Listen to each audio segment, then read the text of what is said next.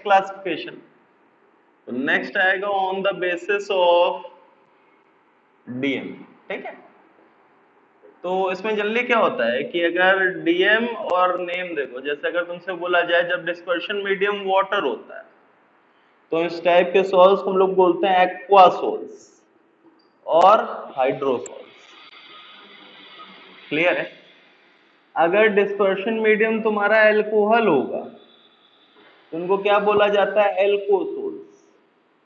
अगर dispersion medium तुम्हारा benzene होगा तो तुम्हारा क्या बोला जाता है? बेंजोसोल्स। ठीक है, आया समझ में? लिख लो और फिर लिख लो नॉट इम्पोर्टेंट, इससे जनरली तुम्हारा क्वेश्चन नहीं आता है। ठीक है, this is a non important classification. Clear है? आया समझ में? नेक्स्ट नेक्स्ट जो तुम्हारा आता है that is on the basis of charge present on colloid. ठीक है, तो इसमें दो टाइप के कोलॉइड आते हैं, पॉजिटिवली चार्ज्ड कोलॉइड, दूसरा नेगेटिवली चार्ज्ड कोलॉइड। पहला पॉजिटिवली चार्ज्ड कोलॉइड, दूसरा नेगेटिवली चार्ज्ड कोलॉइड। सबसे पहले अगर पॉजिटिवली चार्ज की बोली जाए तो जिसका क्या होता है, तुम्हारे कौन से होते हैं? Metal oxides and hydroxides. जैसे तुमसे बोल दिया गया एग्जाम्पल में SnO2 मेटल ऑक्साइड है, क्या होगा? पॉजिटिव। तुमसे बोला जाए FeOH होल थ्राइस हाइड्रोक्साइड है, क्या होगा? Positively charge. क्लियर है कि नहीं क्लियर? अभी सिर्फ तुम्हें एग्जांपल से ध्यान रखना है। ठीक है, क्यों चार्ज डेवलप हो रहा है थ्योरी हम लोग बात देखेंगे। नेक्स्ट आएगा तुम्हारे बेसिक डाइस। ठीक है, जो बेसिक डाइस होंगे they will be positively charge salt. ठीक है, जैसे इसमें तुम्हारा आता है एग्जांपल आता है तुम्हारा मिथिलीन ब्लू। दो एग्जांपल्स हैं, और विस्मार्क ब्राउन, ये तुम्हें ध्यान रखना है। They are generally basic dyes. Basic dye पता करने का अगर तुम्हें वहां स्ट्रक्चर गिवन है तो उस टाइप में अगर मान लो कोई बेसिक ग्रुप होगा, जैसे NH2 ग्रुप है बेसिक ग्रुप, तो क्या हो जाएगा? Basic dye. क्लियर है? आया समझ में? जनरली अभी तुम्हें इनऑर्डर में ये दो स्ट्रक्चर ध्यान रखने हैं, एग्जांपल मेथिलीन ब्लू और विस्मार्क ब्राउन। विस्मार्क। क्लियर है? नेक्स्ट नेगेटिवली चार्ज सॉल्ट, सबसे पहले मेटल सॉल्ट्स। मेटल सॉल्ट्स तुम्हारे क्या? जैसे Ag का सॉल्ट हो गया, Au का सॉल्ट हो गया, जितने भी सिर्फ मेटल के सॉल्ट्स हैं वो सारे के सारे क्या होंगे? Negatively charge. नेक्स्ट अगर तुमसे बोला जाए सल्फाइड्स, नेक्स्ट तुमसे बोला जाए सल्फाइड्स। ठीक है, तो सल्फाइड्स तुम्हारे क्या हो जाएंगे? They will be negatively charge. जैसे तुमसे बोला जाए CuS। क्लियर है? ये तुम्हारा हो गया, तुम्हारा HgS हो गया, etcetera, they will be negatively charge. Clear है? नेक्स्ट अगर तुमसे बोला जाए एसिडिक डाइस। ठीक है, जो एसिडिक डाइस होंगे they will be example of negatively charged colloids. और जैसे इसके एक एग्जांपल आता है Congo red, it is an example of acidic dice. अब नेक्स्ट एक बहुत ही इंपॉर्टेंट एग्जांपल, जितने नेचुरल सॉल्ट्स होते हैं,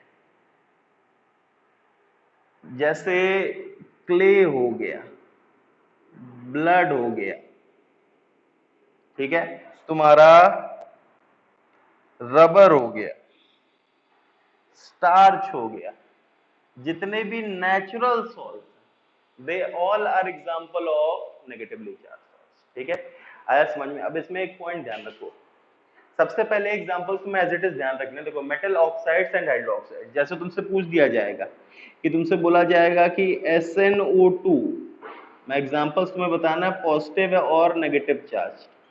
SnO2, तो सबसे पहले तुमसे क्या बोला गया? ऑक्साइड एंड हाइड्रोक्साइड में आ रहा है, ऑक्साइड एंड हाइड्रोक्साइड में आ रहा है तो मैं क्या बोल सकता हूँ, इट इज एग्जांपल ऑफ तुम्हारा पॉजिटिवली चार्ज कोलाइड।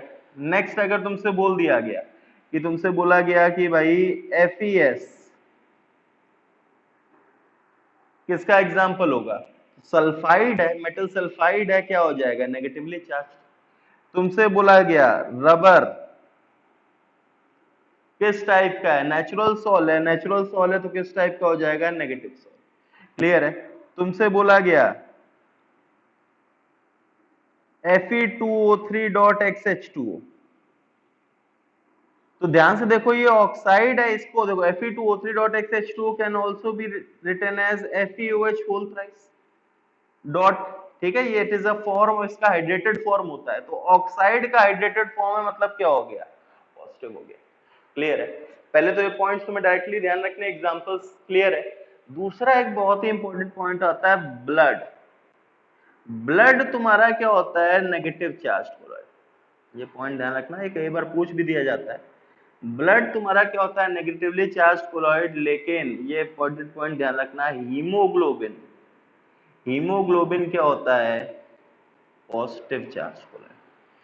ये इंपॉर्टेंट पॉइंट है, इसको ध्यान रखो, blood is a negatively charge chloride while haemoglobin is a, ठीक है, कई बार पूछ देता है कि हीमो, तुम लोग नेचुरल में जाके ध्यान रखते हैं ब्लड समझते हो उसको पार्ट ऑफ हीमोग्लोबिन, तो उसको भी नेगेटिव मार्क कर देते हो, लेकिन इंपॉर्टेंट एग्जांपल ध्यान रखना, ब्लड नेगेटिवली चार्ज है, हीमोग्लोबिन क्या है, ठीक है, लिख लो। क्लासिफिकेशन है on the basis of size of DP, ठीक है। तो इसमें जो आता है macromolecular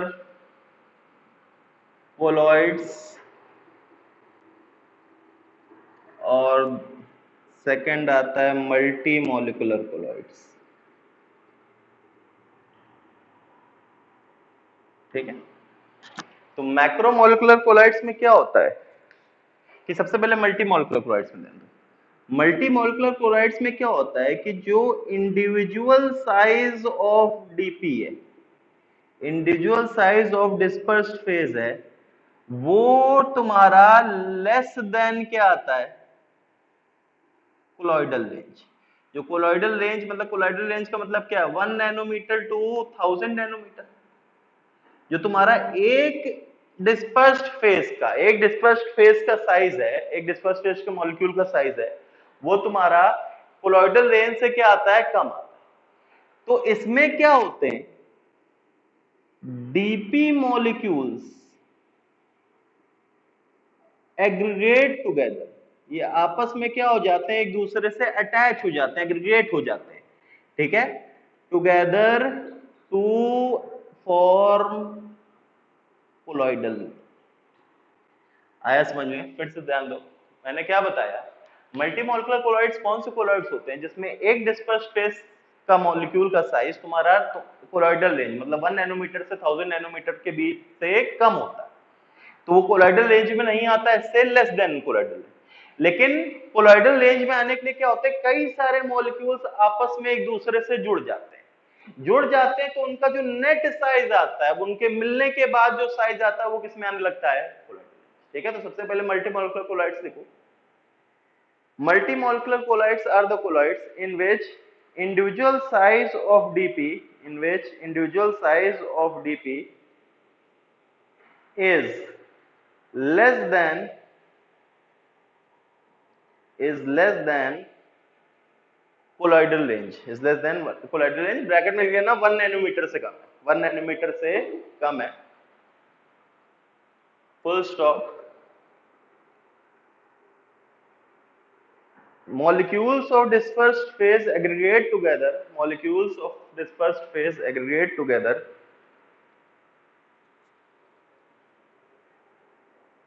to form colloidal solutions. Molecules of dispersed phase aggregate together to form colloidal solutions. Clear है, आया समझ में, ठीक है। मैक्रोमोलिकुलर कोलाइड्स की डेफिनेशन लिख लो। मैक्रोमोलिकुलर कोलाइड्स कौन से होते हैं, लिखो, These are the colloids. These are the colloids in which the individual size of dp is large enough. Individual size of dp is large enough to be in colloidal dimension. Is large enough to be in colloidal dimension. आया समझ में? इसमें एक ही molecule की size इतनी sufficient होती है कि वो कोलाइडल डायमेंशन मतलब 1 नैनोमीटर से 1000 नैनोमीटर के बीच में आती है। आया समझ में? तो वो डायरेक्टली क्या फॉर्म कर लेता है? कोलाइडल। क्लियर है? अब इंपॉर्टेंट चीज ध्यान रखो, एक चीज ध्यान रखना,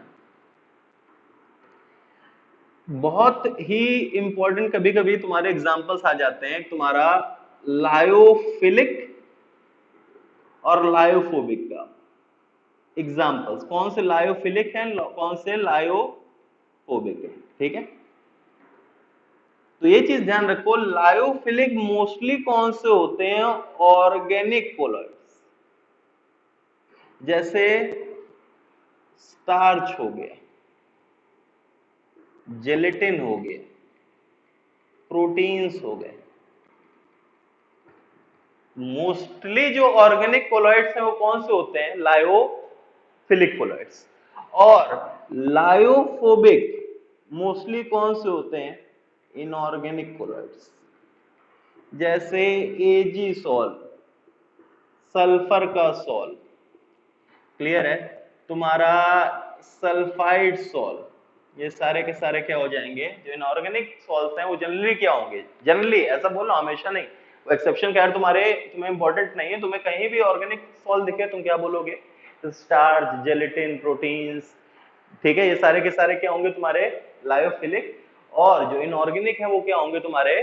लायोफोबिक। क्लियर है कि नहीं? क्लियर है? आया समझ में? ठीक है, तो ये ठीक है, एक पॉइंट ऑफ डिफरेंस है, इसको इंपॉर्टेंट नोट्स लिखते जाओ, फाइनली वो चार्ट हम लोग कंप्लीट करा देंगे, उसमें अभी लिखने की जरूरत नहीं, वो लोग चार्ट कंप्लीट कराएंगे, ठीक है? अब ध्यान दो, अब चीजें आगे कंक्लूड करते हैं। देखो, मल्टीमोलिकुलर, सबसे पहले मैक्रोमोलिकुलर देखो। मैक्रोमोलिकुलर क्लोराइड्स में तुम्हें क्या बोला गया कि जो individual size of dispersed phase है वो सफिशिएंटली लार्ज इनफ है to be in colloidal dimension. तो मैं बोल सकता हूं कि इंडिविजुअल साइज ऑफ मॉलिक्यूल्स क्या होगा? काफी बड़ा होगा, बड़ा होना चाहिए। तो इसीलिए क्या बोला जाता है, जो मैक्रोमोलिकुलर कोलाइड्स हैं वो बेसिकली किसको कंसिस्ट करते हैं? पॉलीमर्स। वो बेसिकली कंसिस्ट किसको करते हैं? पॉलीमर्स को। और पॉलीमर्स जैसे एग्जांपल हो गए तुम्हारा प्रोटीन्स, जेलेटिन, स्टार्च, ठीक है? पॉलीमर्स हैं। आया समझ में? इसीलिए मोस्टली क्या बोला जाता है? Most of macromolecular chlorides are lyophilic in nature. Most of macromolecular chlorides are lyophilic in nature, while multimolecular colloids are lyophobic। Clear है? तो ये पॉइंट लिख लेना, लिखो पहले, ये वाला पॉइंट लिख लिया, ये वाला पॉइंट लिखो पहले। Lyophilic colloids generally consist of organic colloids. Example, lyophilic colloids generally consist of organic colloids, उसके example. Lyophobic colloids generally consist of inorganic colloids, और उसके example. Full stop. Macromolecular colloids generally consist of large chain polymers। Macromolecular colloids generally consist of large chain polymers। ये examples लिख लो, generally consist of large chain polymers, ये examples लिखो।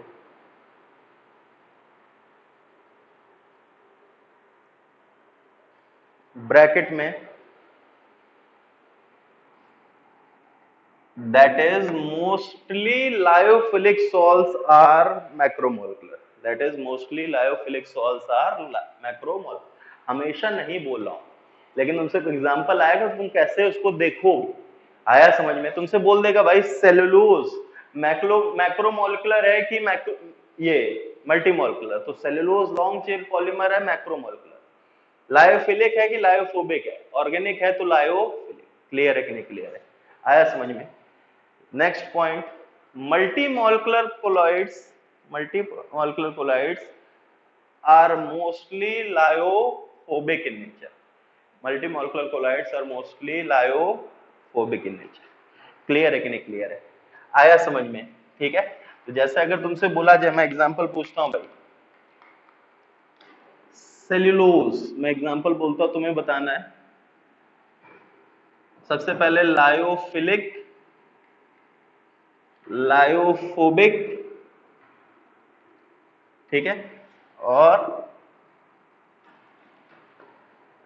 Macromolecular, मल्टीमोलिकुलर। तो बताओ cellulose पहले बताओ ये होगा लायोफिलिक की लायोफोबिक, तो ऑर्गेनिक है तो लायोफिलिक। मैक्रो की मल्टी, तो लायोफिलिक से जल्दी क्या बोल सकते हो, हाई चेन पॉलीमर है तो क्या बोल देंगे तुम्हारा मैक्रोमोलिकुलर। नेक्स्ट अगर तुमसे बोला जाए सल्फर, बताओ भाई, इनऑर्गेनिक है तो लायोफिलिक, सॉरी लायोफोबिक, और क्लियर है। तुमसे बोला जाए गोल्ड सॉल, बताओ भाई, लायोफोबिक, क्लियर है कि नहीं क्लियर है? समझ में आया कि नहीं आया? तुमसे बोला जाए भाई प्रोटीन्स, बताओ भाई, फिलिक और, क्लियर है? तो इस टाइप के एग्जांपल्स आ जाएंगे। आया समझ में? लिख लो।